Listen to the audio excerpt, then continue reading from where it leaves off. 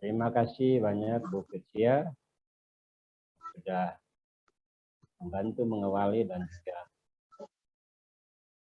mengatur supaya segala sesuatu bisa berjalan efektif dan efisien. Mungkin juga terima kasih untuk Pak Siregar yang sudah persiapkan Zoom malam hari ini dan juga sudah direkam ya. Bapak Ibu Saudara, sekali lagi Shalom, selamat malam. Salam sehat, salam sejahtera, salam sungguh amat baik buat kita semua. Saya Pastor Carlos Pangidae, live dari Kota Kupang NTT untuk mengajarkan sebuah pengajaran yang sungguh luar biasa yang menjadi berkat buat saya di dalam beberapa tahun terakhir ini, dan saya rindu sekali menyeberangkan ya. Saya senang istilah menyeberangkan. Saya dapat inspirasi kata menyeberangkan dari hambanya Pastor Heri Buntu. Ya, kita membagikan, menyeberangkan kebenaran yang saya terima dan juga saya alami selama beberapa tahun terakhir ini, dan saya rindu supaya kita semua juga menerima apa yang saya bagikan, Tuhan bagikan lewat saya pada malam hari ini. Sekali lagi, tema utama kita adalah Kingdom Paradigm, paradigma kerajaan Allah atau Kingdom of God Paradigm. Tujuan dari kita belajar tentang paradigma kerajaan ini adalah supaya kita memiliki pola pikir, ya, mindset, understanding, atau paradigma kerajaan seperti yang diajarkan. Kita tahu bahwa paradigma kita itu terbentuk dari belief system kita atau kepercayaan kita, sistem kepercayaan, sistem keyakinan kita yang kita dapatkan dari pengajaran, doktrin, pengetahuan yang kita terima selama ini. Karena itu saya berdoa supaya lewat pengajaran Kingdom Paradigm ini kita mengalami shifting atau pertukaran atau pergeseran paradigma, mengganti paradigma lama, paradigma agamawi dengan paradigma kerajaan. Kita sudah belajar 5 modul. Ya, yang pertama reintroduction, the constitution of the kingdom. Yang kedua rediscovering the kingdom. Yang ketiga return of the kingdom. Yang keempat redemption project of the kingdom. Yang kelima yang terakhir kita belajar Selasa kemarin, bulan kemarin itu kita belajar tentang re-entering the kingdom. Semuanya dimulai dengan prefix atau awalan re atau re yang artinya kembali. Hari ini kita belajar tentang recolonize the earth. Ini adalah sebuah topik yang sangat menarik ya, khususnya buat saya pribadi, dan saya berdoa Bapak Ibu Saudara bisa mendapatkan pencerahan, dibukakan, diwahyukan kebenaran ini pada malam hari ini Bapak Ibu Saudara, karena sesungguhnya recolonize atau colonize atau kolonisasi bumi itu adalah rencana Allah sejak Allah menciptakan bumi. Bapak Ibu Saudara, dalam konteks kerajaan sebuah negara yang berbentuk kerajaan mutlak ya. Kalau zaman sekarang udah campur demokrasi. Kalau dulu kerajaan sebuah negara bentuk kerajaan ya, dia punya karakteristik ya adalah selalu ingin memperluas kerajaannya, memperluas, memperbanyak, memperlebar. Karena perluasan dari sebuah kerajaan adalah kemuliaan dari kerajaan itu. Bapak Ibu Saudara yang sudah hadir bersama saya hari ini 14 peserta. Terima kasih buat kehadiran Bapak Ibu Saudara. Jadi surga adalah sebuah negara yang berbentuk kerajaan. Ya, karena itu surga memiliki karakteristik yaitu kerajaan, yaitu ekspansi, memperluas, extension. Di Allah punya rencana sejak semula adalah surga diperluas ke bumi, extension, memperluas kerajaannya di bumi. Bapak Ibu Saudara, kata koloni atau kolonisasi. Kata koloni itu, Bapak Ibu Saudara, saya minta maaf. Saya kalau lagi mengajar, saya sedikit terganggu kalau ada hal-hal yang melintas di depan saya yang tidak dengan konteks ya. Jadi saya mohon maaf kalau Bapak Ibu mau chat, nanti chat di grup. jangan masuk di sini karena saya konstitusi. Saya biasanya begitu, mohon maaf. Terima kasih buat perhatian kerjasamanya.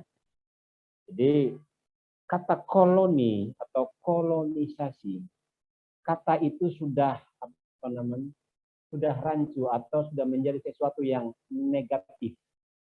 Kalau bicara tentang koloni atau kolonial, yang terbayang dalam pikiran kita adalah kolonial Belanda, kolonial Jepang. Itu mindsetnya atau stigmanya itu negatif. Ya, kalau kata koloni. Jadi katanya itu pengertiannya itu negatif. Padahal sesungguhnya kata koloni itu kata yang positif, kata yang baik maksudnya. Haleluya. Coba saya minta semuanya buka mic sebentar supaya fokus ke saya. Tolong semuanya buka mic. Yes. Buka video, saya melihat buka video. Haleluya. Sebelum lanjut, tolong buka mic, buka video. Haleluya. Boleh minta maaf, ini saya diberi otoritas 2 jam ke depan. Jadi mohon ikuti. Baik. Baik. Oke, bersama saya ucapkan kata koloni. Katakan koloni. Koloni. Kolonisasi. Kolonisasi. Terima kasih. Terima kasih. Silakan ditutup lagi mic-nya. Semuanya fokus ke pengajaran pada malam hari ini. Fokus ya. Baik, Bapak Ibu Saudara, Di terima kasih inbox buat ya. kerjasamanya. Nggak terganggu pembicara. Ya, tolong hostnya pantau mic-mic yang terbuka. Terima kasih. Terima kasih. Kata koloni ini sebuah kata yang bagus sekali sebenarnya, yang selama ini stigmanya jadi salah. Karena itu saya mau supaya Bapak Ibu Saudara mengerti, memahami arti kata koloni. Ya, judul malam hari ini ada recolonize the earth. Dari kata kuncinya ada kata dasarnya yaitu kolon atau koloni. Ya, kata koloni ini ya, dari bahasa aslinya itu kata dasarnya itu kolon. Ya, kolon. Kolon itu sebenarnya adalah sistem pencernaan manusia atau sistem pencernaan. Ya, dari mulut sampai ke perut sampai ke rektum. Sistem pencernaan dari kepala, perut sampai ke pembuangan. Itu sistem pencernaan. Kata kolon itu punya maksudnya itu. Tetapi kata kolon itu, arti kata kolon sebenarnya adalah to connect atau menghubungkan, terhubung. Jadi recolonize artinya menghubungkan kembali. Ya, menghubungkan apa? Ya, menghubungkan kalau bicara koloni, berarti kita konteksnya ini kerajaan. Bapak Ibu Saudara, kata koloni ini mulai populer itu pada masa pemerintahan kerajaan besar, kerajaan penguasa bumi atau dunia pada masa itu, yaitu kerajaan Romawi. Ya, kerajaan Romawi. Jadi sebelum kerajaan Romawi ada 4 kerajaan besar yang menguasai bumi. Kerajaan Mesir, kerajaan Assyria atau Asyur, kerajaan Persia, Media Persia, dan kerajaan Yunani. Semua 4 kerajaan sebelumnya itu pola pemerintahan sistem kerajaannya itu sama, yaitu mereka menaklukkan. Bapak Ibu lihat karakteristik sebuah negara kerajaan adalah selalu memperluas dengan cara menaklukkan daerah-daerah yang mau diambil menjadi bagiannya. Tetapi 4 kerajaan sebelum kerajaan Romawi itu semua polanya sama. Polanya adalah mereka menaklukkan sebuah daerah atau kerajaan yang lain, mereka taklukkan itu, lalu mereka membumi hanguskan daerah yang baru saja mereka taklukkan. Penduduknya dibunuh, ya, dan sebagian kecil penduduknya yang dianggap penting bagi mereka, yaitu perempuan atau orang-orang yang kelihatannya bagus, laki-laki yang dianggap bisa jadikan budak, itu mereka bawa ke daerah asal, daerah kerajaan induknya. Bapak Ibu sudah perhatikan kerajaan Mesir pada yang pertama itu menaklukkan daerah Israel, menaklukkan orang Israel, dijajah, dikuasai, ditaklukkan. Daerah mereka dihancurkan, mereka dibawa ke Mesir selama 400-an tahun. Lalu kerajaan yang kedua yaitu kerajaan Asyur atau Assyria. Mereka menghancurkan kerajaan Israel Utara yang sudah pecah menjadi dua itu. Lalu 10 suku diangkut ke pembuangan, diangkut ke daerah mereka dan terbuang. Akhirnya mereka terserak ke seluruh bumi sejak pada masa itu. Lalu kerajaan Persia sama juga. Raja Nebukadnezar menaklukkan kerajaan selatan Israel. Lalu Bapak Ibu lihat ada sejarah di situ, ada Daniel, Sadrak, Meshach, dan Abednego. Mereka diangkut ke daerah kerajaan induk, kerajaan daerah asal mereka di bumi hanguskan. Saudara ingat Nehemia. Nehemia dipanggil Tuhan membangun kembali tembok Yerusalem, membangun kembali Yerusalem karena dia di bumi hanguskan. Ya, sama juga kerajaan Yunani seperti itu. Tetapi ketika tiba kerajaan Romawi, polanya berbeda. Ini Bapak Ibu Saudara, ini ada sesuatu yang kita perlu simak atau pelajari dari kerajaan Romawi. Kenapa kok tiba-tiba dia polanya berbeda dengan kerajaan 4 kerajaan besar sebelumnya? Bapak Ibu Saudara, kalau pernah pelajari sejarah, kerajaan Romawi adalah kerajaan paling sukses di muka bumi dalam sistem kerajaan absolut, Bapak Ibu Saudara. Nah, karena itu kenapa dia berhasil? Kenapa dia paling sukses? Karena pola pemerintahan dari kerajaan Romawi adalah dia memperluas kerajaannya, menaklukkan ke daerah-daerah yang baru atau kerajaan-kerajaan yang lain mereka taklukkan. Mereka tidak membumi hanguskan dan membunuh penduduknya, tetapi mereka mengirim utusan-utusannya untuk datang tinggal dan memerintah di daerah koloninya tersebut. Jadi kata koloni atau terminologi koloni ini mulai di sini Bapak Ibu Saudara, mulai muncul di sini karena sistemnya mulai bekerja di situ. Yaitu kerajaan Romawi menaklukkan daerah-daerah, dan salah satu daerah yang ditaklukkan adalah daerah Israel Palestina.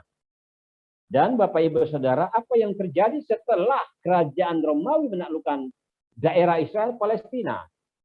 Ya, dia mengutus gubernur jenderal yang adalah perwakilan dari kerajaan induknya untuk datang tinggal di daerah koloni dengan tujuan, ya, dengan tujuan gubernur jenderal bersama dengan pasukannya, dengan timnya, mereka tinggal di daerah Israel Palestina pada masa itu, walaupun daerah juga di daerah-daerah yang lain, tapi yang tercatat dalam Alkitab itu di Palestina, dengan maksud dan tujuan adalah menjadikan daerah koloninya itu sama dengan kerajaan induk. Sama apanya? Sama budayanya, sama gaya hidupnya, sama nilai-nilainya, sama semua apa yang ada di kerajaan Romawi. Mereka mengutus sang gubernur jenderal bersama timnya supaya mereka mengkolonisasi daerah yang ditaklukkan itu. Mengkolonisasi atau koloni artinya menghubungkan kerajaan induk dan daerah koloni supaya apa yang ada di kerajaan induk ditularkan, diimpartasi, ditransferkan ke daerah koloni. Supaya daerah koloni itu diubahkan menjadi sama dengan kerajaan induk. Dalam hal ini kerajaan Romawi. Itu salah satu aspek alasan kenapa Tuhan Raja di sorga mengutus Yesus datang ke bumi pada masa itu. Ya, Ibu Miskin tolong baca Galatia pasal 4 ayat 4 sampai 7. Galatia pasal yang keempat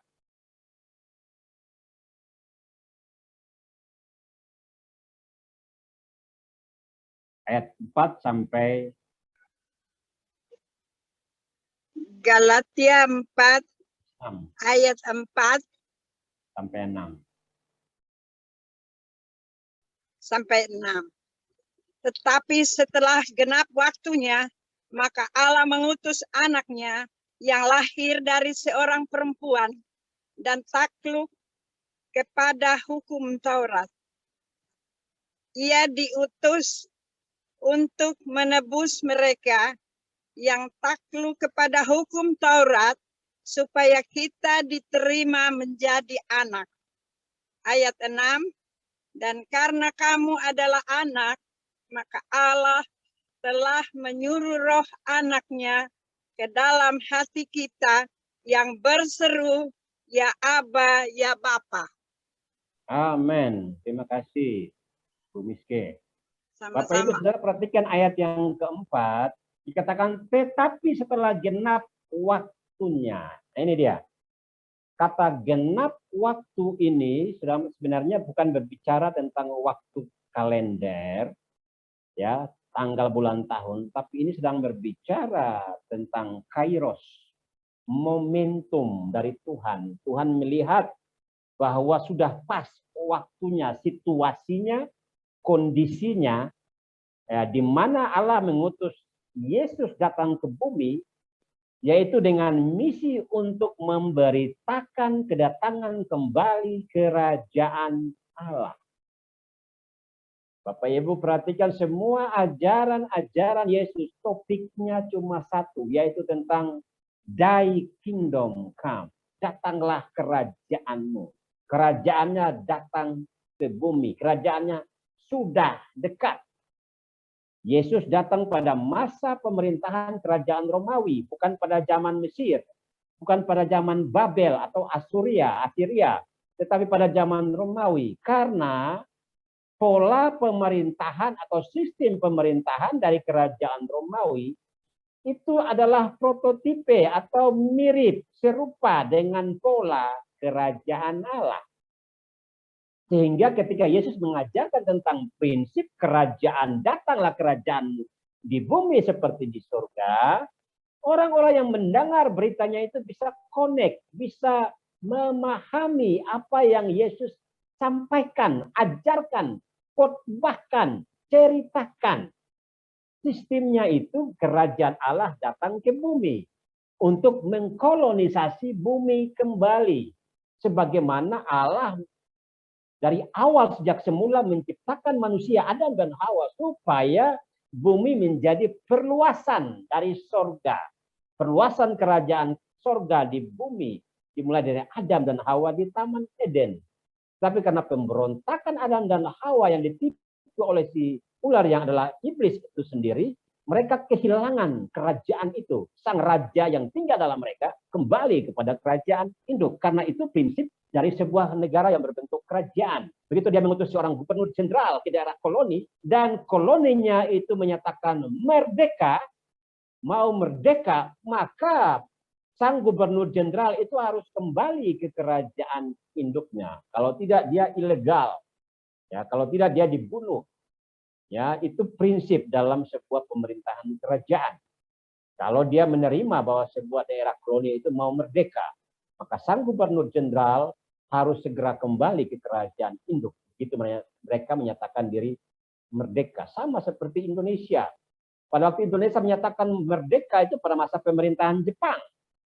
Waktu Indonesia diproklamirkan kemerdekaan oleh Presiden Soekarno-Hatta, pada saat itu juga Jepang secara de jure dan de facto pemerintahan yang ada, kekaisaran Jepang yang ada di Indonesia diwakili sang gubernur jenderal Jepang dinyatakan ilegal sehingga mereka menyerah dan Indonesia nyatakan diri merdeka. Itu dalam prinsip negara kerajaan, Bapak Ibu Saudara. Karena itu ketika Yesus menyatakan berita, khotbah, ajarkan yang dia mulai dalam Matius pasal 4 ayat 17, bertobatlah sebab kerajaan Allah sudah dekat. Yesus sudah memberitakan kedatangan kembali kerajaan Allah di bumi dengan maksud supaya bumi dikolonisasi kembali oleh kerajaan surga. Bapak Ibu Saudara, itulah sebabnya dikatakan dalam Galatia pasal 4 ayat 6 tadi, ketika sudah genap, tetapi setelah genap waktunya, Allah mengutus anaknya yang lahir dari perempuan dan takut kepada hukum Taurat. Ia diutus pun untuk menebus mereka. Bapak Ibu Saudara masih ingat kata menebus ya? Kata menebus Sorry. Kalau selama ini kita memahami kata menebus itu adalah membayar kembali, membayar lunas, ya. Kata menebus dari bahasa Inggris kata redeem. Re artinya kembali, deem artinya to own something, memiliki sesuatu. Jadi redeem, menebus artinya memiliki sesuatu kembali. Ya, saya sudah sampaikan beberapa kali, tapi saya sampaikan ulang sekali lagi Bapak Ibu. Kalau orang datang biasanya menebus barang, tebusan mereka di penggadaian. Mereka datang membawa sejumlah uang yang merupakan nilai dari barang itu. Mereka membayar lunas harga barang itu plus segala bunga-bunganya, lunas, lalu mereka dinyatakan lunas. Bukan sampai lunas dibayar, tetapi harus mengambil kembali barang tebusan yang ditahan itu. Sama juga itu analogi yang tepat ketika Yesus datang membayar lunas semua hutang dosa kita, bukan hanya bayar lunas dosa. Yesus datang Bapak Ibu Saudara. Selama ini gereja hanya berfokus kepada salib, kepada penebusan, maksudnya pengorbanan Yesus di kayu salib. Padahal pengorbanan Yesus di kayu salib itu adalah cara, itu adalah alat, itu adalah jembatan supaya redeem, mengambil kembali, memiliki kembali sesuatu yang paling berharga yang tadinya ditahan, disimpan di penggadaian. Dalam hal ini Roh Kudus yang sudah kembali ke surga itu ditahan. Dia tidak bisa datang kembali tinggal dalam diri manusia karena manusia berdosa. Tapi waktu dia berkata, sudah selesai, kita dibayar lunas. Sebenarnya menebus tidak hanya cukup dikata membayar lunas. Menebus itu harus memiliki kembali barang yang kita tebus. Yang mengerti kasih jempol bilang amin. Haleluya. Itu arti kata menebus. Karena itu Bapak Ibu Saudara yang diberkati Tuhan, fokus utama sejak manusia jatuh ke dalam dosa yaitu supaya recolonize the earth. Bumi dikolonisasi kembali. Tetapi bumi yang dikolonisasi itu bukan bumi tanahnya, tapi yang paling utama bumi adalah penduduknya, orangnya. Jadi recolonize the earth. The earth ini dalam kurungnya bumi itu kita, saya dan saudara. Kerajaan sorga hadir kembali di bumi untuk mengkolonisasi kembali Bapak Ibu, saudara dan saya. Haleluya. Itu maksud dari kolonisasi. Karena itu Bapak Ibu Saudara yang saya kasih dalam Tuhan. Seperti tadi di dalam Galatia pasal 4 ayat yang ke-6, ya, Galatia pasal ke-4 ayat 6 dikatakan, dan ayat 5 dulu dikatakan, ia diutus untuk menebus mereka yang takut kepada hukum Taurat supaya kita diterima menjadi anak. Supaya kita diterima menjadi anak. Kapan kita diterima menjadi anak Tuhan, anak Allah? Ketika kita menerima Dia. Yohanes pasal 1 ayat 12. Ketika kita menerima Yesus, kita diterima sebagai anak. Kita dilahirkan sebagai anak, menjadi anak. Ayat yang ke-6 dikatakan, dan karena kamu adalah anak, maka Allah telah menyuruh roh anaknya ke dalam hati kita yang berseru, ya Aba, ya Bapa. Perhatikan, maka Allah telah menyuruh roh anaknya ke dalam hati kita. Allah mengutus dirinya sendiri dalam pribadi yang tiga lewat anaknya. Kita menerima Yesus. Yesus mengirim Roh Kudus tinggal di dalam hati kita. Melahirkan kita kembali yang mati, yang terputus menjadi hidup kembali, lahir kembali, lahir baru, ciptaan baru, Bapak Ibu Saudara. Jadi sebenarnya Bapak Ibu Saudara yang saya kasih dalam Tuhan, semenjak kita menerima Roh Kristus atau Roh Kudus yang tinggal dalam diri kita, itu belum tujuan akhir. itu permulaan. Minggu lalu kita belajar waktu re-entering the kingdom, waktu kita menerima Yesus, rohnya masuk dalam diri kita, dalam Allah Roh Kudus, kita menjadi anak Allah, kita menjadi warga negara kerajaan surga. Tetapi atau kita menjadi pangeran dan putri kerajaan, anak-anak raja. Aku anak raja, engkau anak raja, kita semua anak raja. Tetapi itu baru permulaan.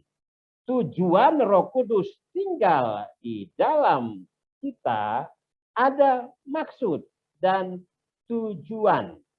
Bapak, Ibu, Saudara. Coba kita baca lagi satu ayat sebelum saya lanjut. Ibu Miske di dalam Kisah Rasul pasal 17 ayat yang ke-24. Suara saya cukup jelas ya, Bu Kecia? Ya, jelas banget. Bagus, Pak. Kisah Oke, berapa, lanjut. Pak?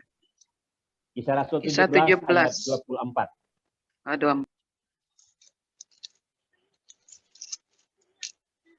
Terus adik Median, Dian tolong baca nanti 1 Korintus 3 ayat 16-17.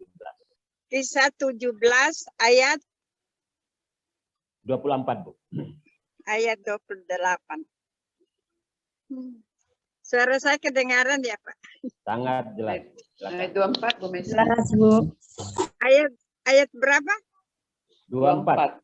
Oh, 24. Sorry. Kisah 17 ayat 24.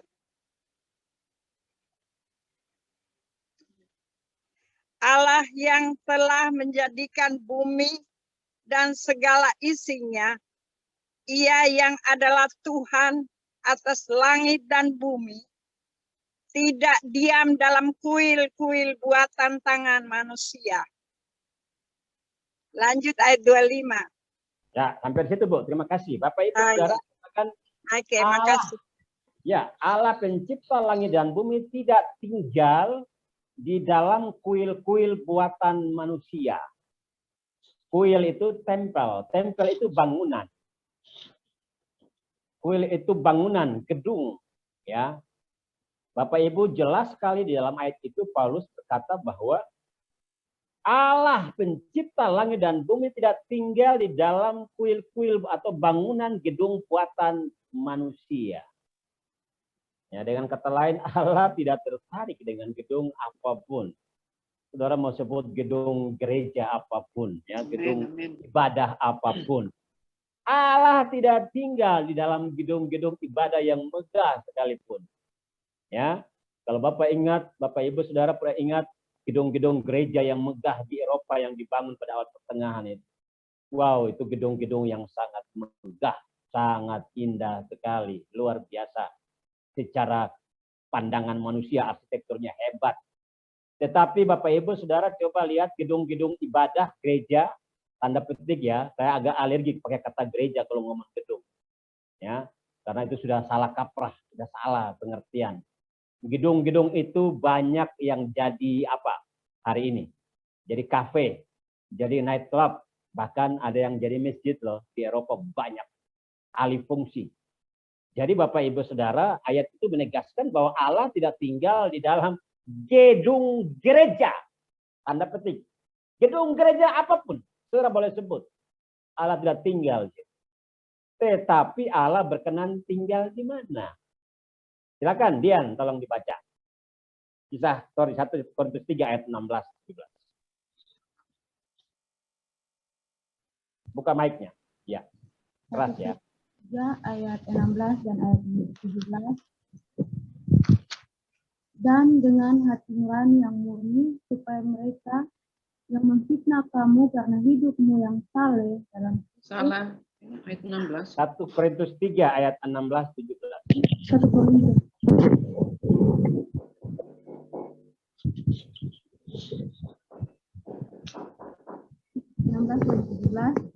Tidak tahukah kamu bahwa kamu adalah bait Allah dan bahwa Allah diam di dalam kamu? Jika ada orang yang membinasakan bait Allah, maka Allah akan membinasakan dia. Sebab bait Allah adalah kudus dan bait Allah itu ialah kamu. Bait Allah yang kudus itu bukan gedung buatan manusia. Sekali lagi Bapak Ibu, tolong dirubah atau diganti paradigma kita tentang kuil atau gedung ibadah atau gedung gereja yang selama ini kita sebut. Silakan sebut nama gedung gereja apapun. Allah tidak tinggal di situ. Itu bukan bait Allah, Bapak Ibu Saudara. Setelah semenjak bait Allah sudah diruntuhkan itu, Yesus berkata sudah selesai. Bait Allah itu kudus dan bait Allah itu adalah kamu, saudara dan saya. Tubuhmu adalah bait Allah atau bait Roh Kudus. Haleluya. Bapak Ibu Saudara bisa bayangkan selama 4.000 tahun sejak Adam sampai ke zaman Yesus datang, Allah tidak pernah tinggal dalam diri manusia. Bait Allah dibangun oleh kemah Musa sebagai tanda Tuhan hadir tengah-tengah mereka, lalu kemah Daud, lalu bait Salomo dan sebagainya. Allah tidak tinggal di sana. Allah menunggu 4.000 tahun setelah bait yang sesungguhnya ditebus. Haleluya. Layak untuk ditinggali kembali oleh darah Yesus itu. Bait Allah itu adalah kudus dan bait Allah itu adalah kamu. Haleluya. Taruh tangan kiri di dada, angkat tangan saudara ke sorga. Taruh tangan kiri di dada, angkat tangan kanan ke sorga. Terima kasih, katakan terima kasih Tuhan. Saya berkenan dijadikan bait-Mu, tempat tinggalmu ya Roh Kudus. Haleluya. Terima kasih. Amin. Amin. Berikan tepuk tangan bagi Tuhan yang berkenan menerima kita menjadi anak-anaknya dan dia berkenan tinggal di dalam saudara dan saya. Jadi mulai hari ini Bapak Ibu Saudara, tolong diganti pola pikir saudara, doa saudara. Kadang-kadang kita dalam gedung ibadah, dalam gedung gereja, kita berdoa bilang, Tuhan inilah bait-Mu.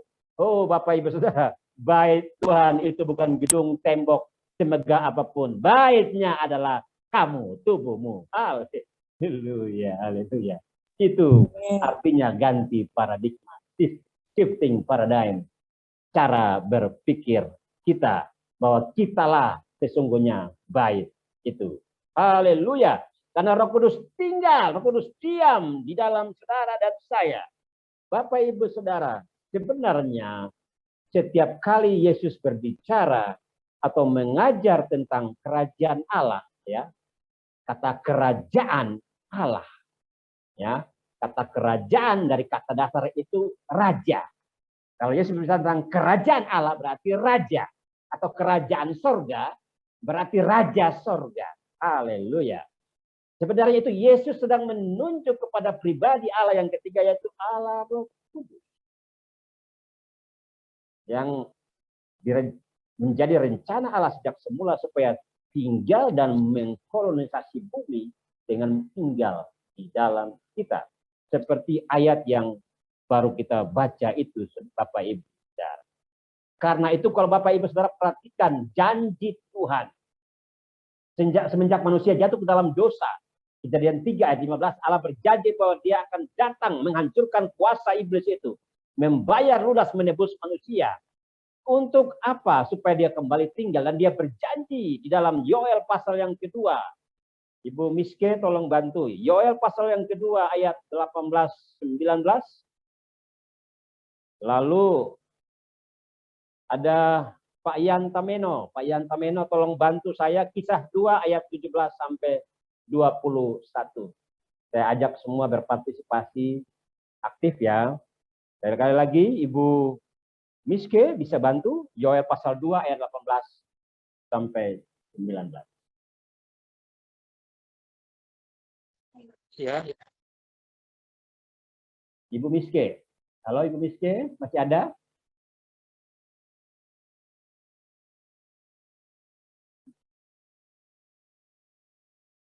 Oke, ini belum respon. Nona Dian, tolong bantu. Nona Dian, Yoel pasal 2, 18-19, lalu Pak Yan baca Kisah 2, 17 ayat 21 nanti. Nah, setelah Nona Dian ya. Silakan Nona Dian, Yoel pasal 2 ayat 18 sampai 19. Yoel pasal 2 ayat 18 sampai 19. Tuhan menjadi cemburu karena tanahnya dan ia Perhatikan, salah. Perhatikan, Yoel pasal 2. Yoel. Apa betul? Yoel pasal 2 ayat 18. Betul. Betul. Oke, coba lanjut.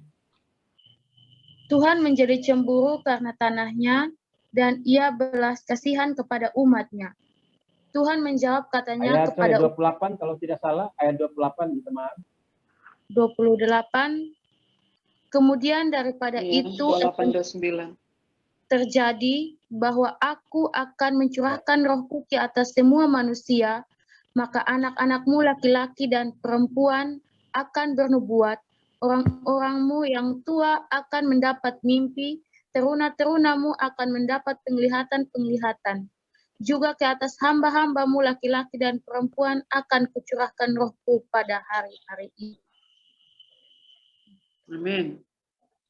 Haleluya. Dilanjutkan ke Wayan, Kisah 2 ayat 17-21. Sebelum saya menjelaskan sekali. Kisah 2 ayat 17 sampai 18. Kisah 2 17-18. Akan terjadi pada hari-hari terakhir, demikianlah firman Allah, bahwa aku akan mencurahkan rohku ke atas semua manusia, maka anak-anakmu laki-laki dan perempuan akan bernubuat, dan teruna-teruna akan mendapat penglihatan-penglihatan,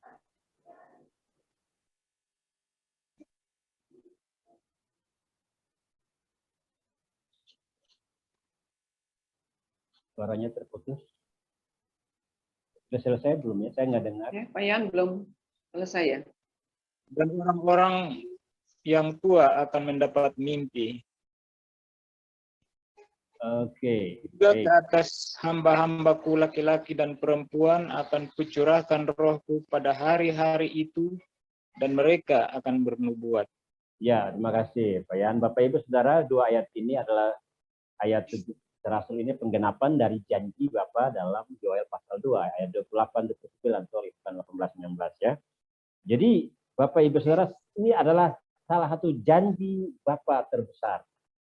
Janji Bapa terbesar sejak manusia jatuh dalam dosa atau manusia memberontak dari kerajaan induk, yaitu kerajaan sorga, yaitu kembalinya Roh Kudus ke bumi.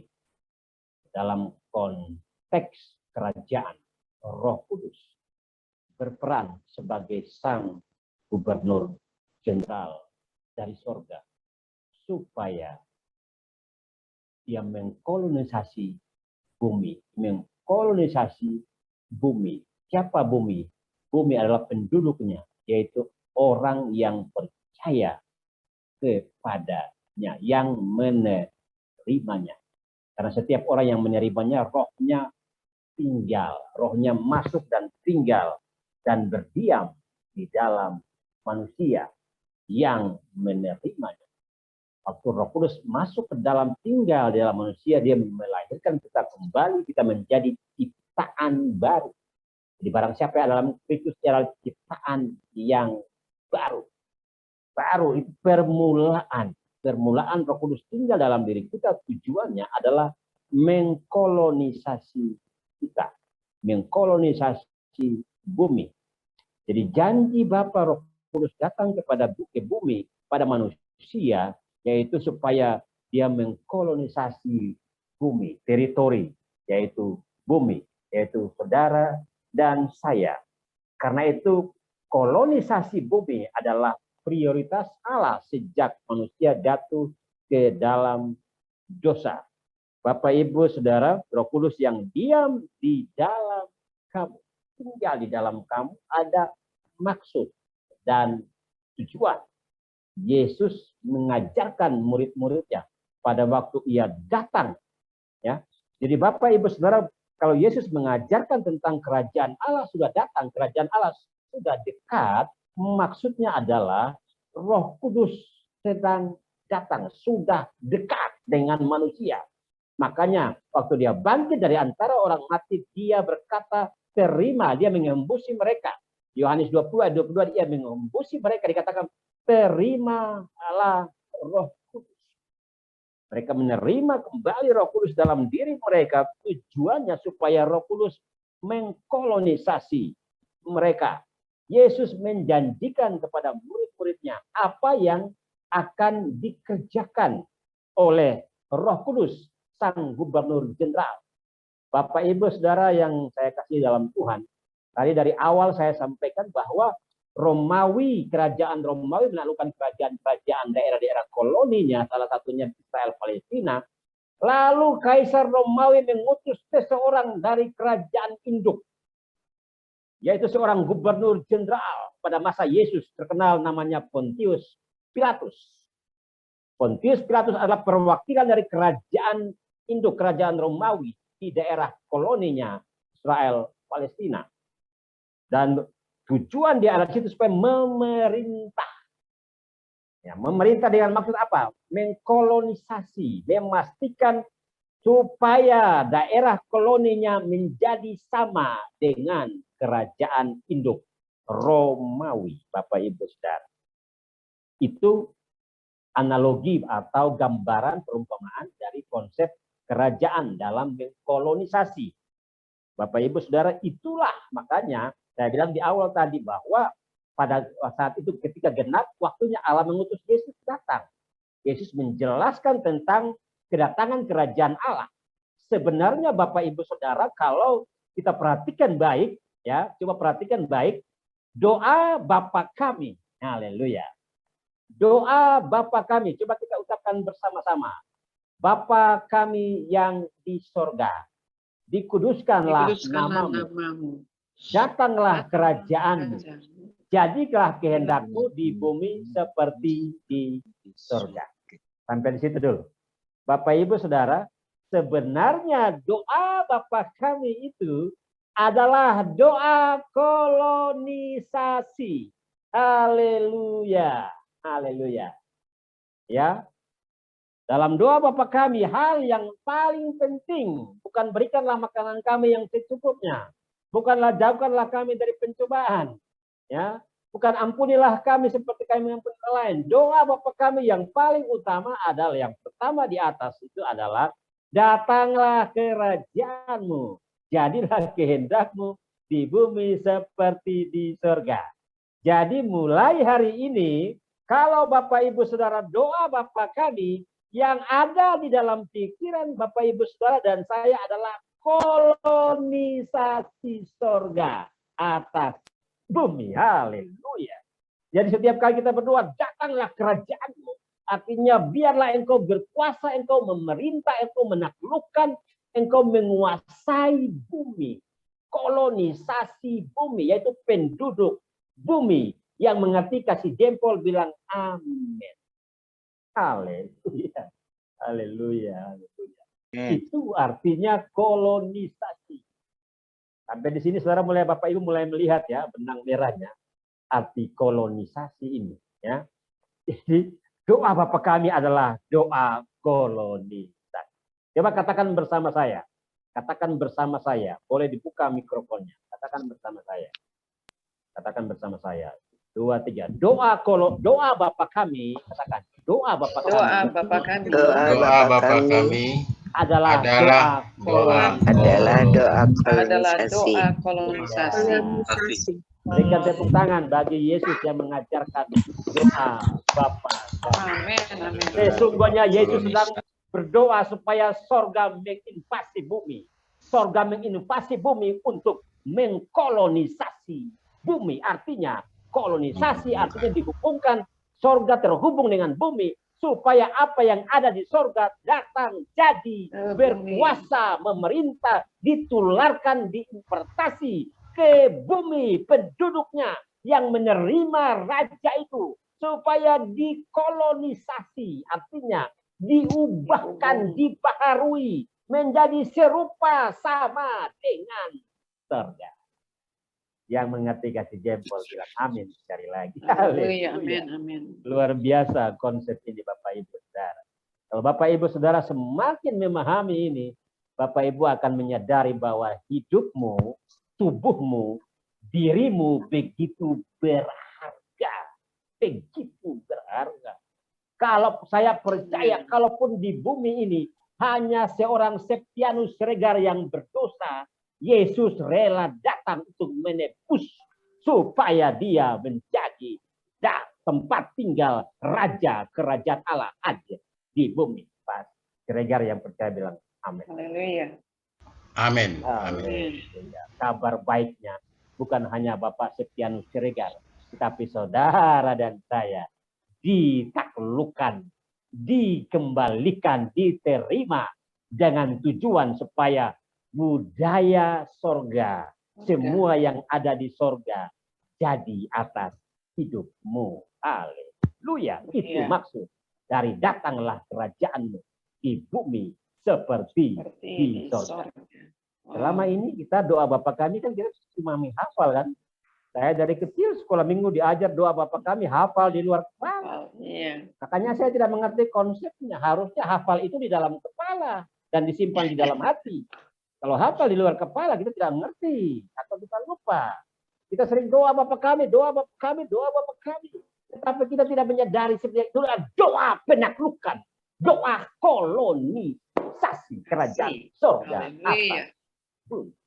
Amin. Makanya kalau saya katakan datanglah kerajaan, saya katakan dengan penuh tegas, datanglah kerajaan, let thy kingdom come, datanglah kerajaan, berdaulat di bumi. Haleluya. Haleluya. Bapak Ibu Saudara yang diberkati Tuhan, Roh Kuduslah pribadi yang ketiga dari Allah Tritunggal yang berperan sebagai gubernur jenderal yang diutus untuk tinggal di koloni kerajaan sorga, yaitu kita sebagai bait Roh Kudus. Kitalah mansion, kitalah istana tempat tinggal sang gubernur. Haleluya. Bapak Ibu Saudara, ada yang tahu Istana Merdeka di Jakarta? Istana Merdeka di Jakarta itu ada dua istana yang megah. Satu Istana Merdeka, satu Istana Negara. Ya, Istana Merdeka itu adalah tempat tinggal Presiden Indonesia dari Soekarno sampai hari ini Jokowi. Ya, Istana Merdeka itu sebenarnya adalah tempat tinggal dibangun ya pada tahun 1000. Shalom, selamat bergabung. Pak Pendeta Fernandes baru bergabung ya. Shalom Pak, malam. Baik, kita lanjut. Bisa dibantu? Ya, baik. Terima kasih sudah bergabung. Kita sudah di seperempat jalan, hampir pertengahan. Bapak Ibu Saudara, Istana Merdeka itu dibangun oleh Gubernur Jenderal Belanda pada masa itu. Dan pertama kali ditinggali tahun 1789. Kalau tidak salah, oleh seorang gubernur jenderal Belanda yang namanya ada nama William van der Berge. Ya, 1789 kalau tidak salah. Ya. Jadi Istana Merdeka itu dibangun untuk ditinggali oleh gubernur jenderal Belanda. Kota Jakarta hari ini, ibu kota Indonesia Jakarta, tadinya namanya adalah Jayakarta. Setelah ditaklukkan, dikuasai oleh kerajaan Belanda, diganti namanya menjadi Batavia. Betul ya Bapak Ibu Saudara ya? Batavia diganti itu sesuai dengan nama sebuah kota yang ada di Belanda Bapak Ibu Saudara. Lalu dibangunlah istana, tempat tinggal, rumah tempat tinggal sang gubernur jenderal yang dipakai oleh presiden sampai hari ini namanya Istana Merdeka. Istana Merdeka adalah tempat tinggal sang gubernur jenderal. Atau mansion, istana, tempat tinggal sang gubernur jenderal. Tujuannya apa? Kalau Bapak Ibu Saudara perhatikan sejarah kota Jakarta atau Batavia setelah dikuasai oleh Belanda, apa yang dilakukan oleh sang gubernur jenderal yang tinggal di Batavia? Ya, silakan Bapak Ibu cek di buku-buku sejarah atau mungkin di Google, pasti ada itu di Google. Sejarah ke kota Batavia, kota Jakarta yang hari ini. Waktu dikuasai dan dibangun istana di situ supaya Gubernur Jenderal Belanda berkuasa atas Indonesia dengan pusat pemerintahan di Jakarta itu. Waktu itu kota Jakarta atau kota Batavia dibuat seperti kota Batavia yang ada di Belanda. Kanal-kanalnya, sungai-sungainya, taman-tamannya dibangun. Dan masih ada peninggalan kota-kota tua sampai hari ini di Jakarta. Itu dulu kota Jakarta yang namanya Batavia dibangun persis modelnya seperti kota Batavia di Belanda pada masa itu. Saudara lihat. Bisa dapat pengertiannya di sini. Ya, istana presiden hari ini adalah tempat tinggal sang gubernur jenderal Belanda pada masa itu. Istana presiden atau tempat tinggal gubernur jenderal pada hari ini adalah saudara dan saya. Saudara dan saya adalah meja rumah sang gubernur. Baik, Roh Kudus. Yang mengerti kasih jempol, bilang amin. Haleluya. Haleluya. Ya. Jadi sang gubernur jenderal tinggal di mansion, di istananya dengan tujuan supaya mengkolonisasi Jakarta, Batavia menjadi sama seperti Batavia di Belanda. Haleluya. Demikianlah tujuan kolonisasi. Menghubungkan daerah koloni dengan daerah kerajaan induk supaya apa yang ada di kerajaan induk ditularkan, diimpartasi. Supaya daerah kerajaan induk itu menjadi sama dengan, daerah koloni menjadi sama dengan kerajaan induk.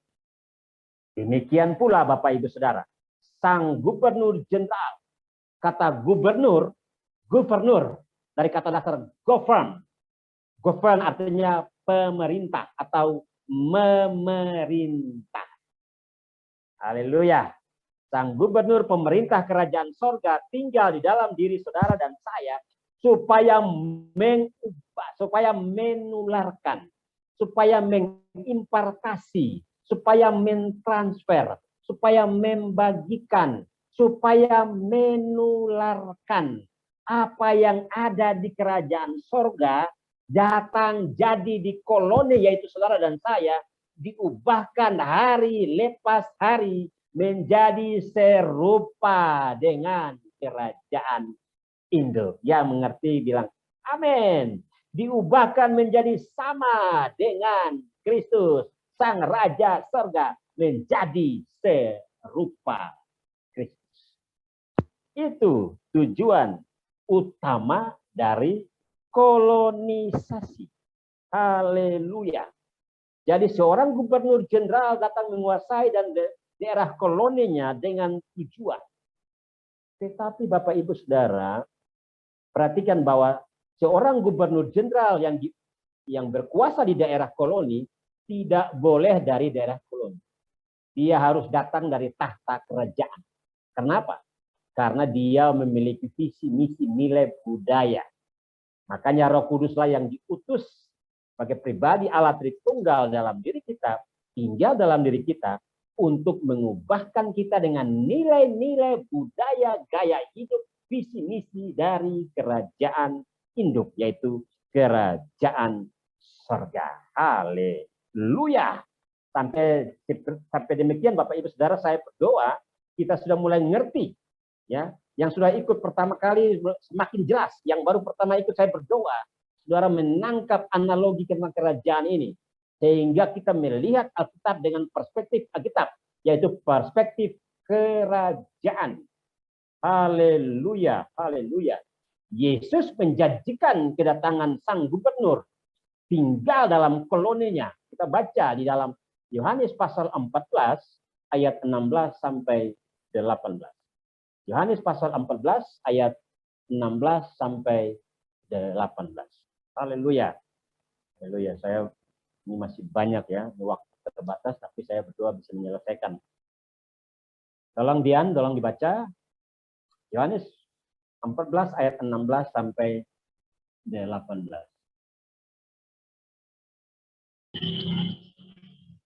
Yohanes pasal 14 ayat 16 sampai ayatnya yang ke. Aku akan meminta kepada Bapa dan Ia akan memberikan kepadamu seorang penolong yang lain supaya Ia menyertai kamu selama-lamanya, yaitu Roh kebenaran Dunia tidak dapat menerima dia sebab dunia tidak melihat dia dan tidak mengenal dia. Tetapi kamu mengenal dia sebab ia menyertai kamu dan akan diam di dalam kamu. Aku tidak akan meninggalkan kamu sebagai yatim piatu. Aku datang kembali kepadamu. Ya, sampai situ dulu. Terima kasih ya. Bapak Ibu Saudara, Yesus menjanjikan kepada murid-muridnya bahwa ia akan memberikan kepada mereka seorang penolong yang lain. Seorang pribadi penolong yang lain. Kata penolong di sini di dalam bahasa Aceh kayak kata parakletos. Ya, parakletos, seorang penolong yang lain. Bapak Ibu Saudara, ya Gubernur Jenderal kita tadi kita sebagai gambaran dari Allah Roh Kudus tinggal di dalam kita, ya, dia tinggal di dalam kita. Ia menyertai kita selama-lamanya. Dengan tugas adalah menolong kita. Kata parakletos di sini yang Yesus maksudkan, ya, itu adalah seorang penolong, juga seorang pembela, juga seorang penuntun, juga seorang pengajar. Ya, karena itu Sang Gubernur Jenderal tinggal dalam kita supaya menuntun kita kepada semua kebenaran. Mengajarkan kita apa yang ada di sorga dan jadi di bumi, yaitu di dalam kita. Bapak Ibu Saudara, kita akan melihat secara sekilas tentang tujuan Sang Gubernur Jenderal Roh Kudus Allah tinggal di dalam mansionnya, istananya, yaitu saudara dan saya.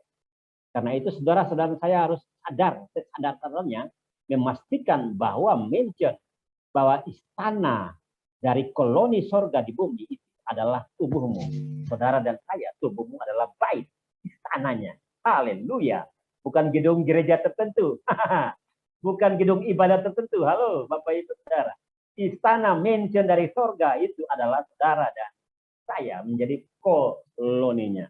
Bapak Ibu Saudara, tujuan Sang Gubernur tinggal di dalam kita, yaitu mengajarkan kepada kita segala sesuatu yang dari surga.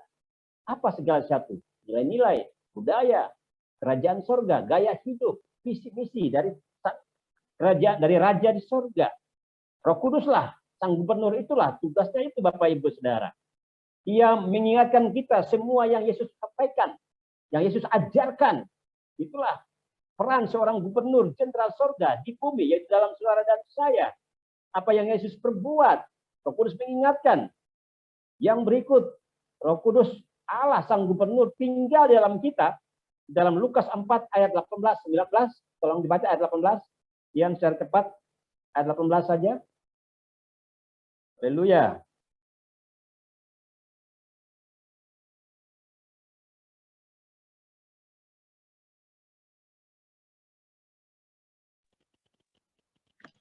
Lukas pasal 4 ayat 18, ayat 19, ayat 19, saya baca ayat 18 saja. Cepat.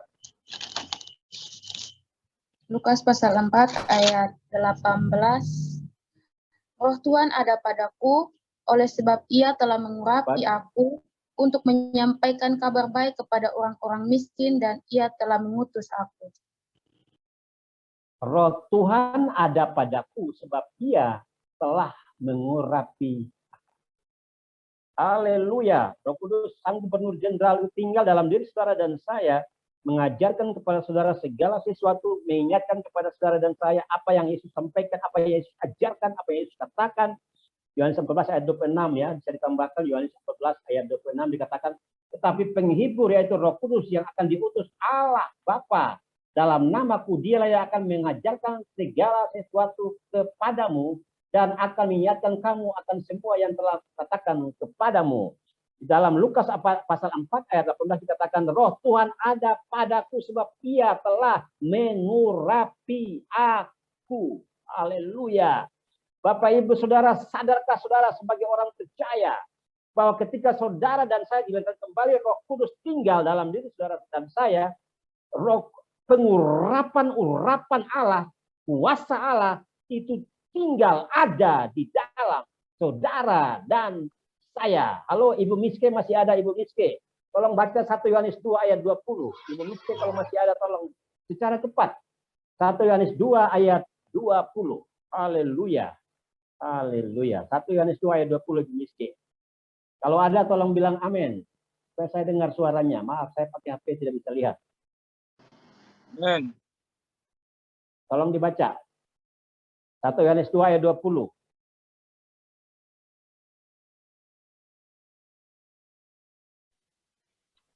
Halo. Ya, 1 Yohanes 2 ayat 20. ya. Tetapi kamu telah beroleh pengurapan dari Yang Kudus, dan dengan demikian kamu semua mengetahuinya. Iya. Haleluya. Kalau tadi di dalam Lukas pasal 4 ayat 18, Yesus sendiri yang berkata. Ketika Yesus keluar dari air yang dibaptis di Sungai Yordan, dia keluar dari air, Roh Kudus turun ke atas dirinya. Dan dia memulai pelayanannya setelah dia dicobai 40 hari di padang gurun. Dia turun dari pelayan dari padang gurun. Dan dia mulai berkhotbah, dia berkata, bertobatlah sebab kerajaan Allah sudah dekat. Di dalam Lukas pasal 4, dikatakan, Roh Tuhan ada padaku sebab ia telah mengurapi aku. Ketika Roh Kudus tinggal masuk dalam diri saudara saya, menjadikan saudara menjadi anak Allah, sesungguhnya pada saat itulah kuasa Roh Allah adalah kuasa itu mengurapi saudara dan saya. Ya, Yohanes mengatakan, tidakkah engkau mengetahuinya? Pengurapan itu ada di dalam diri saudara dan saya. Haleluya. Coba katakan bersama saya, katakan bersama saya semua yang hadir. Ini ada berapa nih? 18 peserta. Katakan, di dalam diri saya. Di dalam diri saya. Di dalam diri saya. Ada pengurapan itu. Ada pengurapan. Haleluya. Terima kasih. Pengurapan artinya kuasa ilahi yang diberikan kepada kita untuk jalan pelayanan. Siapapun saudara dan saya ketika saudara menjadi anak Allah, ada pengurapan di dalam diri saudara. Yang percaya amin, bilang jempol. Amin, amin, amin. Haleluya. Haleluya. Jadi bukan hanya Yesus yang diurapi, tetapi saudara dan saya ketika Roh Kudus tinggal dalam diri saudara, saudara dan saya telah diurapi, telah ada pengurapan dalam diri. Haleluya. Banyak orang tidak menyadari itu, Bapak Ibu. Ya, makanya kadang-kadang, kita menyebut diri kita orang Kristen. Ya, kata Kristen itu artinya Kristus kecil atau pengikut Kristus. Kristus artinya raja yang diurapi. Jadi kalau Kristen artinya pengikut Kristus, artinya pengikut raja yang diurapi. Haleluya. Saudara dan saya adalah anak-anak raja yang telah diurapi. Sama seperti Daud. Ketika Daud diangkat menjadi calon raja, Daud diurapi oleh Samuel. Itu gambaran dari saudara dan saya. Ketika saudara dan saya diangkat menjadi anak Allah, saudara dan saya telah diurapi oleh Samuel tanpa kelihatan. Artinya pada zaman Daud, Samuel yang mengurapi. Pada zaman Perjanjian Baru, saudara dan saya diurapi langsung oleh Roh Kudus Allah. Haleluya. Haleluya. Ibu Likedengah telah ada pengurapan dalam dirimu. Bilang amin. Pak Yantameno ada pengurapan dalam dirimu. Pak Benindamanu ada pengurapan dalam dirimu. Pak Hansloe ada pengurapan dalam dirimu. Ibu Andari Welasi ada pengurapan dalam dirimu. Pak Yohanes Handoko ada pengurapan dalam dirimu. Bu Jumaidi ada pengurapan dalam dirimu. Gemiske Uji ada pengurapan dalam dirimu. Ibu Olga Tulang ada pengurapan dalam dirimu. Pak Martin ada pengurapan dalam dirimu. Pak Sami Petambulan ada pengurapan dalam dirimu. Pak Yan Pengudai ada pengurapan dalam dirimu. Nona Midian ada pengurapan dalam dirimu. Tidakkah engkau mengetahuinya? Tidak, sudahkah engkau menyadari? Haleluya, haleluya. Katakan haleluya, haleluya. Daud katakan, jangan menjamah orang yang diurapi. Haleluya, haleluya. Saudara dan saya ada pengurapan Bapak Ibu Saudara. Ketika Saulus dalam perjalanan untuk menangkap orang-orang Kristen, orang-orang percaya di daerah di Damsik, dalam perjalanan itu tiba-tiba siang, bolong jam 1 siang, Raja Sorga turun dari tahtanya, datang menjamah si Saulus. Dan dia jatuh terlempar dari kudanya dan langsung buta. Ada suara dari sorga katakan, Saulus, Saulus, mengapa engkau menganiaya aku? Wow, wow, wow. Apakah Yesus yang dianiaya? Tidak. Anak-anak Yesus yang diurapi itu yang mau dianiaya. Saudara perhatikan itu. Tidak boleh sembarang orang menjamah saudara kalau sorga tidak mengizinkan. Ada pengurapan dalam diri saudara. Mereka berurusan dengan pengurapan itu. Kuasa Roh Kudus akan berurusan dengan siapapun yang mencoba menjamah orang yang diurapi Tuhan. Kabar baiknya orang yang diurapi Tuhan adalah saudara dan saya yang telah menerima Dia. Dan Roh Kudus tinggal dalam diri. Haleluya. Itulah tugas Roh Kudus, saudara. Sang Gubernur Jenderal mengurapi kita. Yang berikut menuntun kita sebagai anak-anaknya. Haleluya. Roma 8 ayat 14. Tolong dibaca Ibu Like. Roma 8 ayat 14. Haleluya. Haleluya. Glory to Jesus. Ini apa yang saya sampaikan ini adalah sebuah proyek kolonisasi.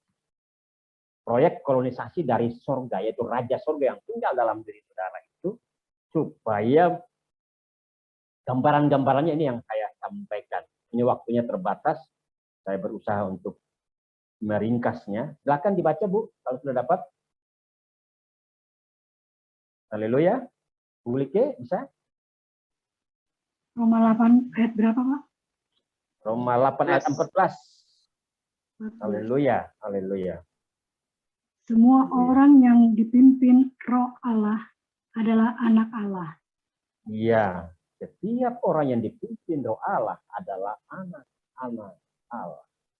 Maksudnya adalah ketika saudara menyadari bahwa Roh Kudus tinggal dalam diri saudara dan saya, dan dia membiarkan saudara menuntun saudara hari lepas hari, itu membuktikan bahwa saudara dan saya adalah anak-anak. Kerjaan dari Sang Gubernur adalah menuntun saudara dari kebenaran kepada kebenaran, dari iman kepada iman, dari kemuliaan kepada kemuliaan, makin hari makin terang hingga rembang tengah hari. Haleluya, haleluya. Itu pekerjaan Sang Gubernur, Bapak Ibu Saudara.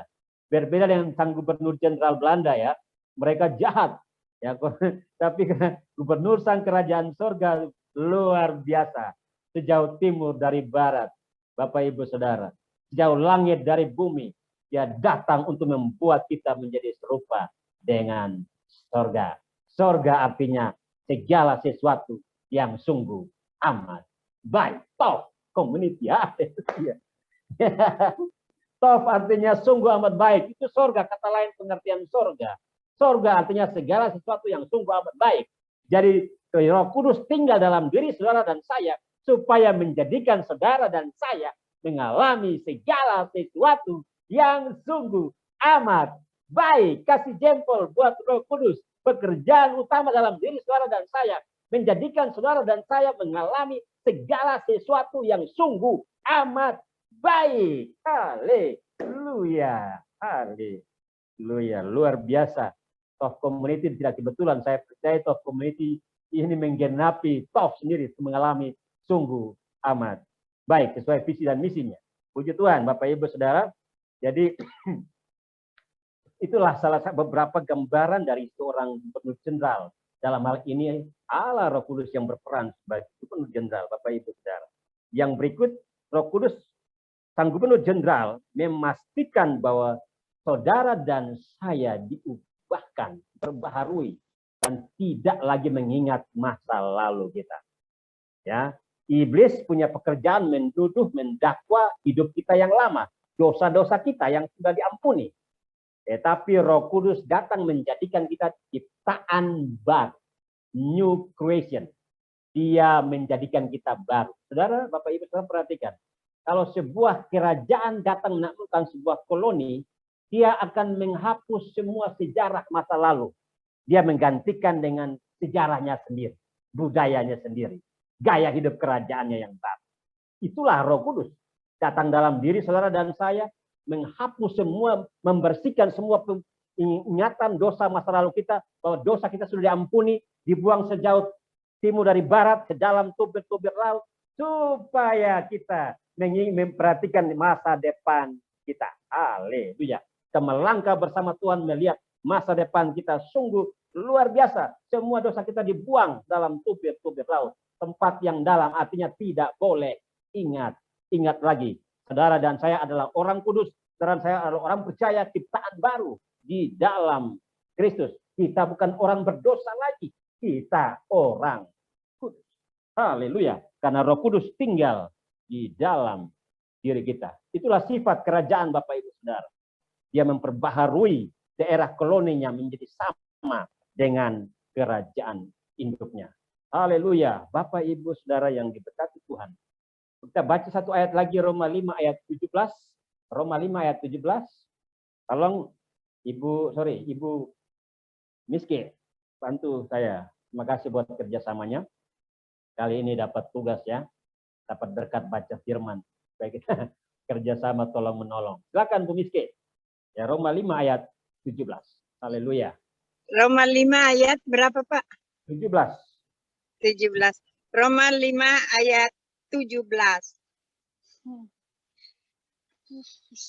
Sebab jika oleh dosa satu orang, maut telah berkuasa oleh satu orang itu, maka lebih benar lagi mereka yang telah menerima kelimpahan kasih karunia dan anugerah kebenaran akan hidup dan berkuasa oleh karena satu orang itu, yaitu Yesus Kristus. Haleluya. Maka lebih benar lagi mereka yang telah menerima kelimpahan kasih karunia dan anugerah kebenaran akan hidup dan berkuasa.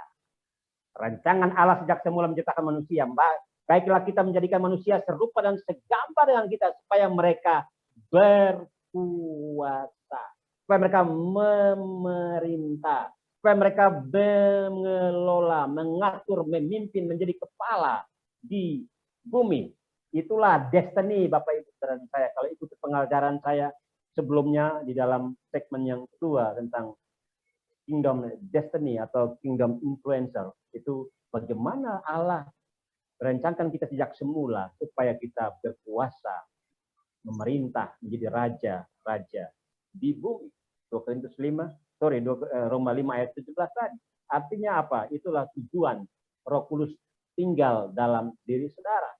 Mengurapi saudara dan saya, membawa saudara saya bertumbuh menjadi serupa Kristus dan menjadi berkuasa, memerintah di domain di mana Allah menempatkan diri saudara. Bapak Ibu Saudara, salah satu ayat yang terkenal di dalam Galatia 5 ayat 23, buah roh ialah apa? Kasih, sukacita, damai sejahtera, penguasaan diri, yang sabar, dan seterusnya. Haleluya. Buah roh itu besar, roh itu Roh Kudus, itu Sang Gubernur Jenderal. Dia tinggal dalam diri kita supaya menghasilkan buah. Kita berbuah dari dia sendiri. Kalau kita mengizinkan Roh Kudus beroperasi dalam diri kita, Sang Gubernur Jenderal itu, maka buah-buahnya yang akan keluar, yaitu kasih, sukacita, damai sejahtera, penguasaan diri, kemurahan, dan sebagainya. Itulah kolonisasi Bapak Ibu Saudara. Itulah salah satu program kolonisasi dari Sang Gubernur, supaya kita berbuah, kan buah roh itu, yaitu buah Roh Kudus ketika kita mengizinkan Sang Gubernur Jenderal itu memerintah, mengontrol, mengelola, menuntun, dan mengatur hidup kita, maka buahnya yang akan keluar dari hidup kita yang percaya kasih program. Amin. Haleluya. Haleluya. Luar biasa itu program kolonisasi Bapak Ibu Saudara. Bapak Ibu Saudara, kita bisa mengetahui ya, atau kita bisa mengidentifikasi siapa yang di koloni, daerah koloni, dengan kita melihat ya. Kalau sebuah misalnya negara Australia tetangga kita. Bagaimana kita tahu? Dari mana kita tahu bahwa atau negara Australia ini adalah koloninya siapa? Ya, dengan mengetahui budaya atau bahasa atau gaya hidup mereka. Sama juga tetangga kita di sebelah yang dulu bagian dari kita yang namanya Timor Leste. Timor Leste itu sekarang jadi Timur, sekarang jadi Timor Leste. Itu menjadi koloni Portugal, kerajaan Portugal selama 450 tahun. Makanya Bapak Ibu Saudara, orang Timur, orang Kupang dan orang Timor Leste itu tetangga perbatasan darat. Tetapi budayanya berbeda sejauh timur dan barat. Ya, berbeda. Orang Timor Leste satu daratan dibagi 2 pulau ini, tetapi budaya Timor Leste berbeda dengan budaya Timur Barat. Kenapa? Bahasa asli orang Timor Leste adalah bahasa Porto atau Tetun. Tetun itu bahasa hari-hari, bahasa Portugal.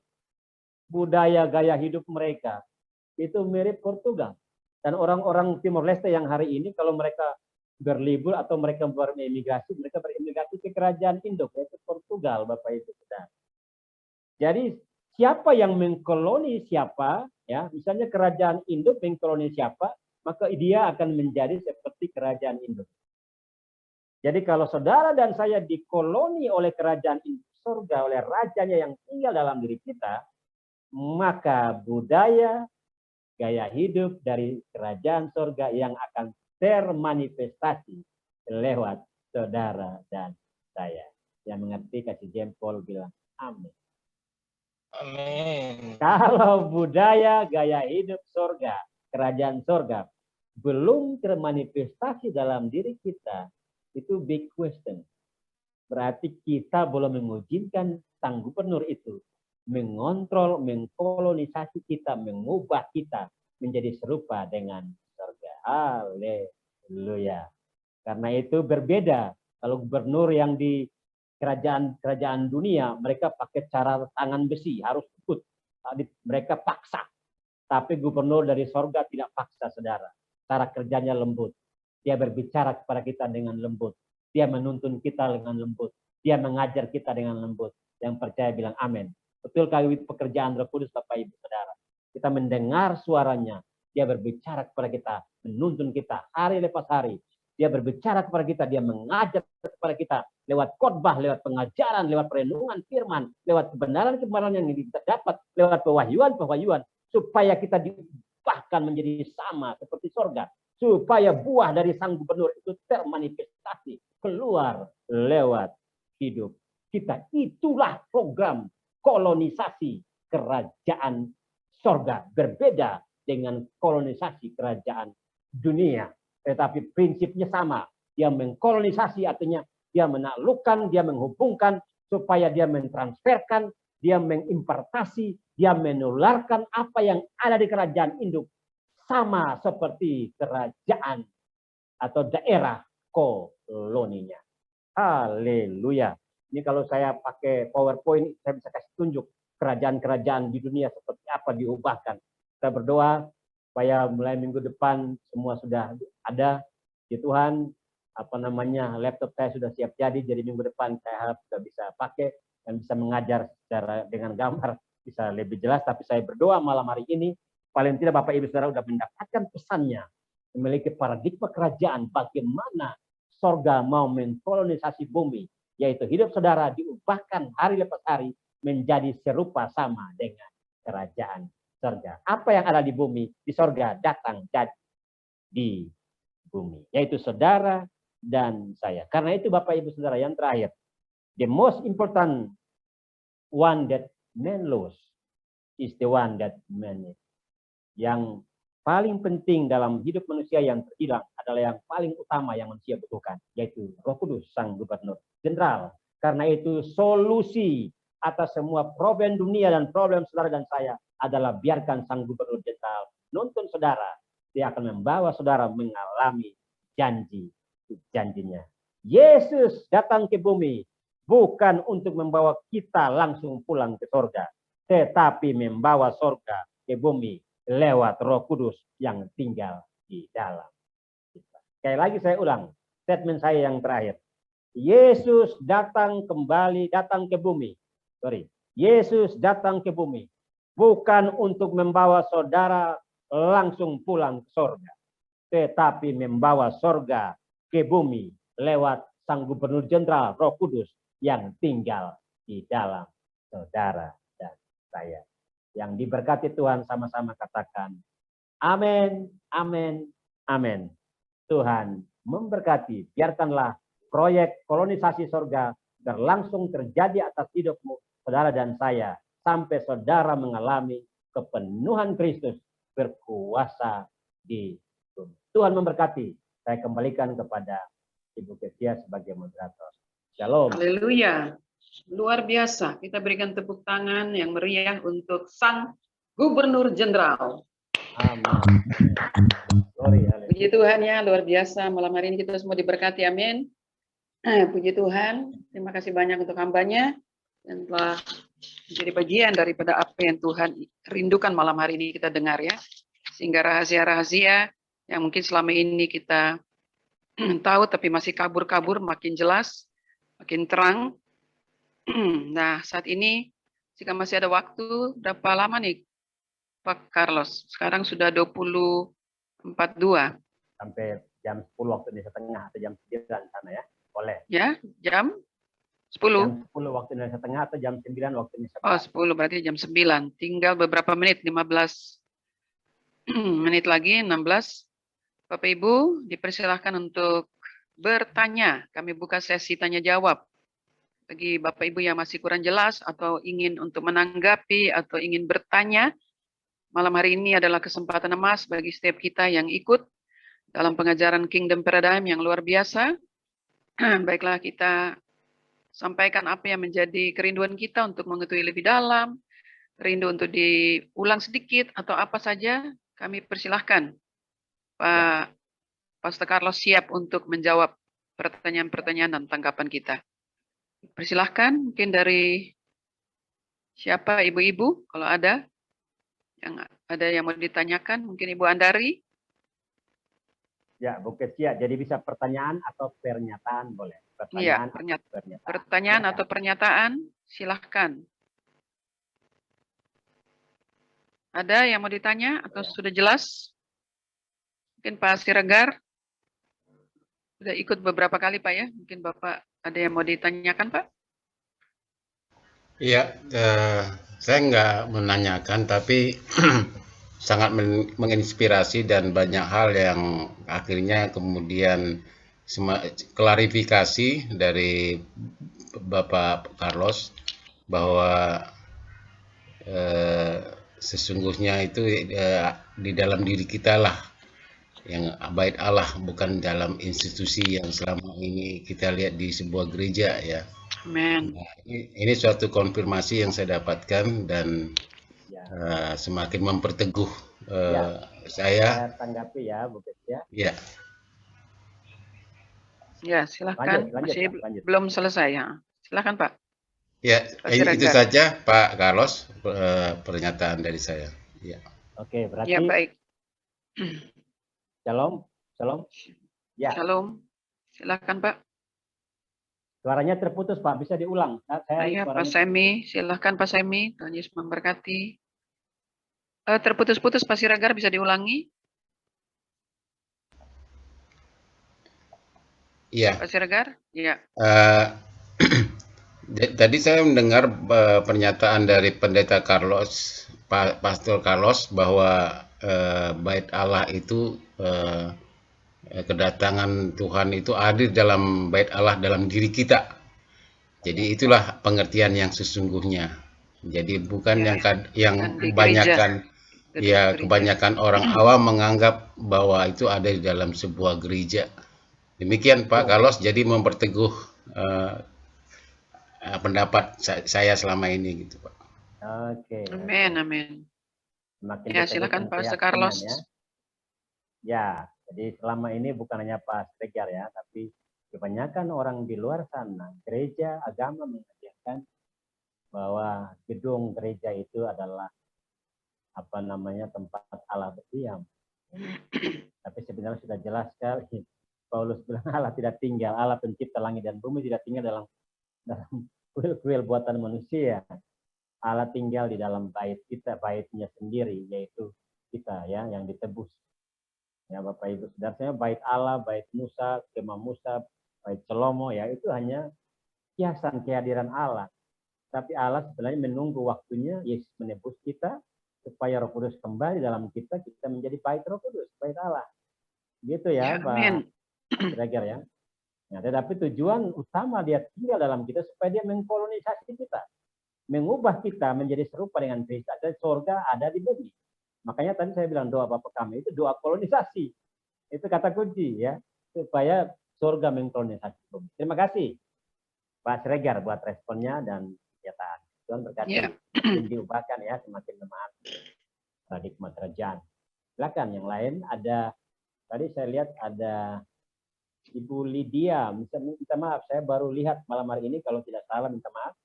Ibu Lydia Jumali. Minta maaf dengan Ibu Lydia, ya Jumali. Shalom, selamat malam Bu Lydia. Shalom Bu. Ya, boleh dibuka videonya Iya, Bu?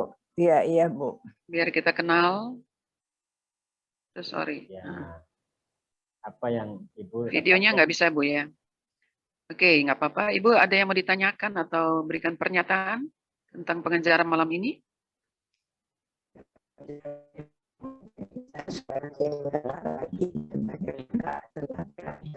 Oh, sorry, nggak kedengaran Bu. Oh, suaranya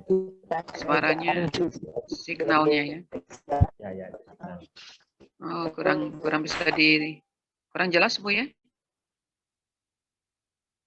Diulangi Bu.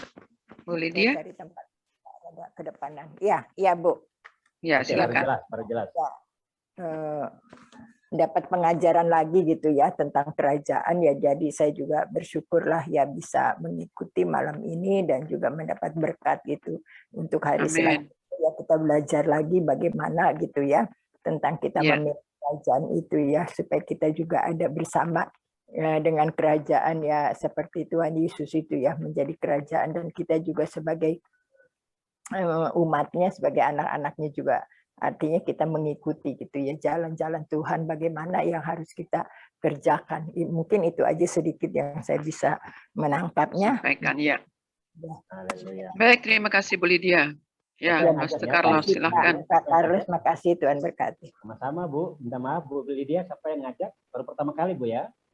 Udah 2 kali Pak Ais, Pendeta Ais. Pak Ais yang ajak ya. Oh iya, puji Tuhan. Terima Pak Ais malam ini kayaknya nggak ada ya. Oh ya, Pak Ais lagi ada pelayanan. Iya.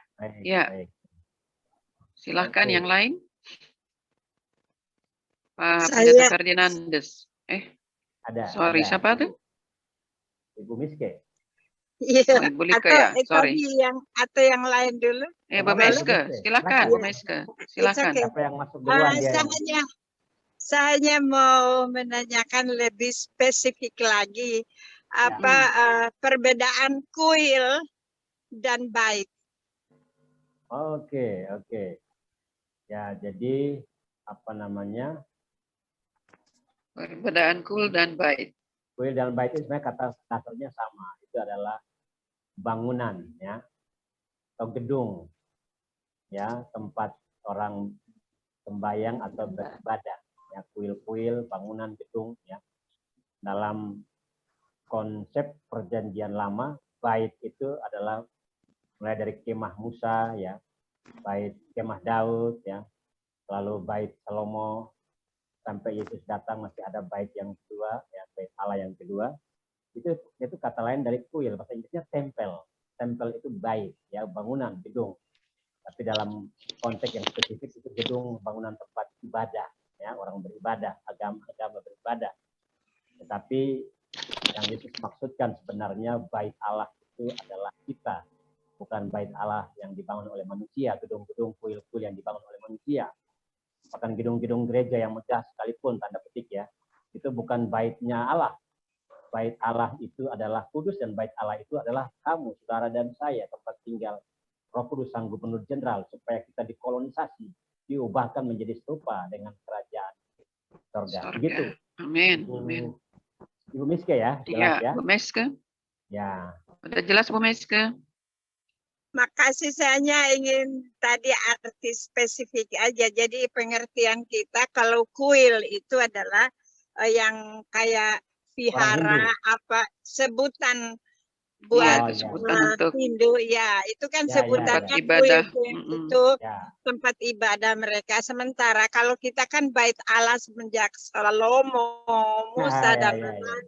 Nah, itu maksud saya mau spesifik itu aja, Pastor. Kalau kita memahami sebuah kata, Bu Gunsia, kita lihat etimologisnya, asal usul kata ya. Jadi sederhananya kuil itu bahasa Inggrisnya temple. Iya. Tempel itu bait, sama juga. Jadi Bait hanya tempat ibadah perbedaannya, gitu. Perbedaan secara spesifik karena selama ini kuil dipakai ke orang-orang kafir atau orang-orang agama-agama yang lain. Lain. Katanya sama juga, kuil itu tempel, bait. Sama juga sebenarnya kuilnya orang Hindu, kuilnya orang Buddha, ya.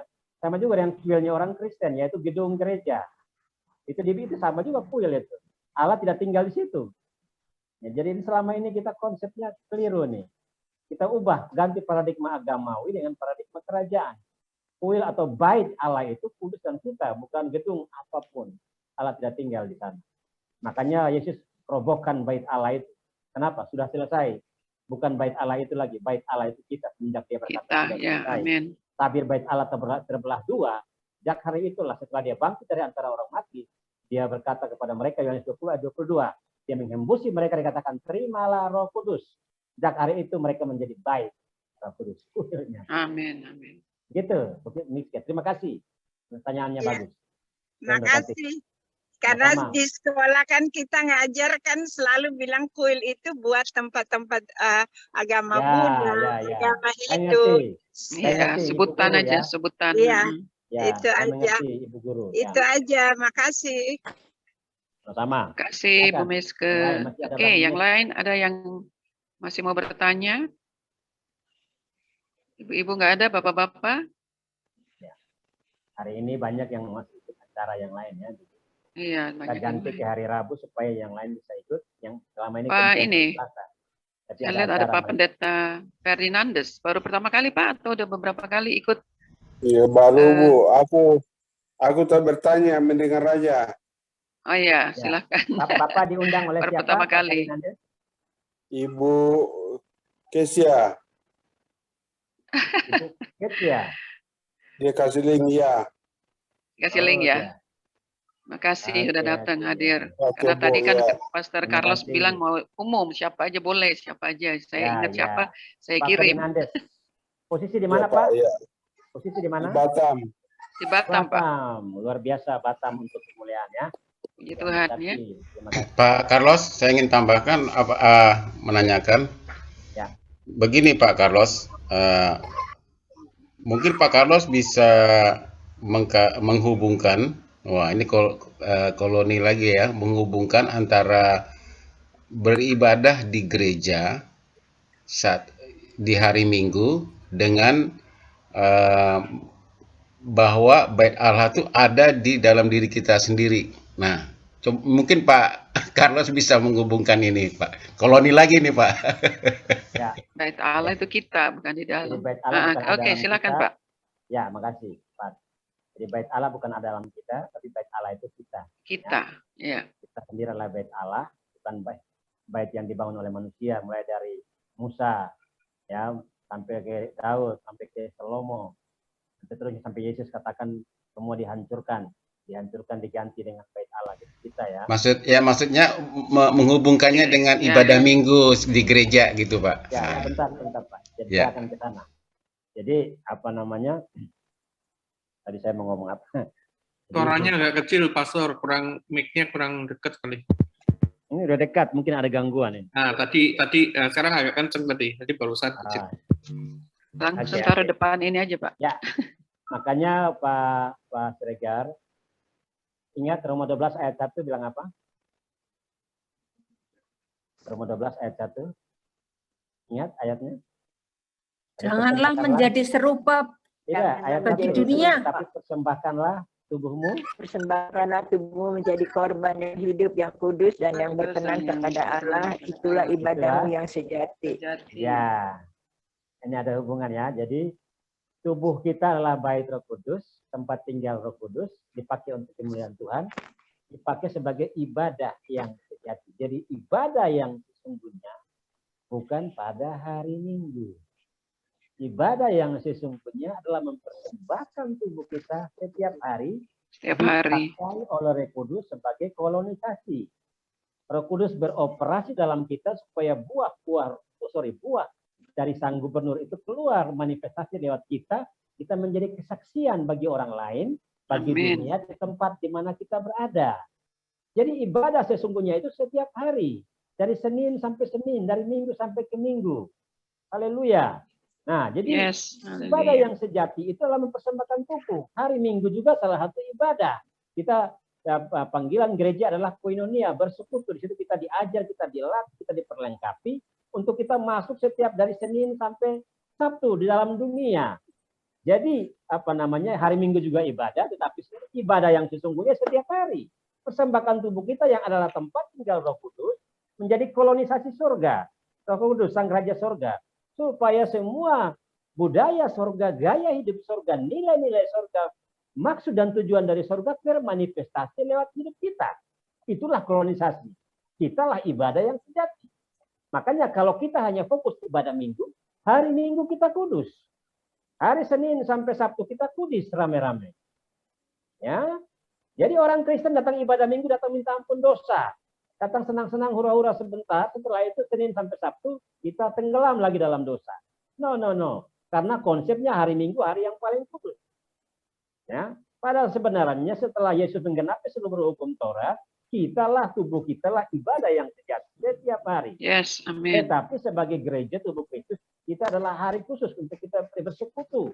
Kita bersekutu sama saudara seiman dalam komunitas. Kita diajar, kita dilatih, kita diperlengkapi supaya kita berfungsi maksimal Senin sampai Sabtu, bahkan sampai Minggu kembali. Itulah ibadah yang sejati. Sembahkanlah tubuh kita karena Roh Kudus Sang Gubernur tinggal di dalam. Yes, amin. Haleluya. Nah, itu konsep kerajaan. Kalau konsep agama hari Minggu saja itu hari yang kudus. Itu ibadah. Tapi konsep kerajaan setiap hari itu adalah ibadah. Pekerjaan kita ibadah, apoda. Kata pekerjaan itu dari bahasa hati itu apoda, usaha. Pekerjaan kita setiap hari adalah ibadah kita di hadapan Tuhan. Haleluya. Haleluya. Terima kasih Pastor Carlos. Ya, Tuhan berkati. Oke, Bu Ketia, waktunya. Mungkin waktunya sudah pas jam 9 waktu Indonesia Barat, jam 10 waktu Indonesia waktu